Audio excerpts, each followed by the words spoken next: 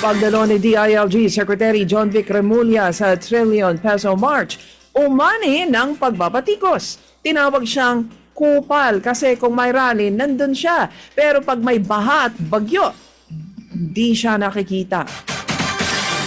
Hindi overkill ang pagtalaga ng maraming pulis sa EDSA at Luneta Rally laban sa korupsyon kahapon. Ayon kay Interior Secretary Remulla, ito ay upang tiyakin na mapayapa ang protesta.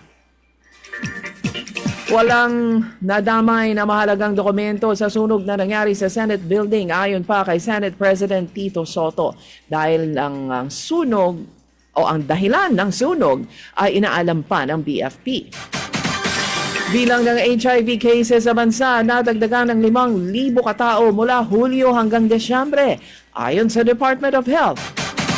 DOH nagpaalala sa lahat na mag-ingat ngayong buwan ng Desyembre. Tiyaking maiwasan ang mga sakit at minsalang nararanasan ng mga tao tuwing holiday season. Kabilang na ang road accidents, fireworks-related injuries at heart disease.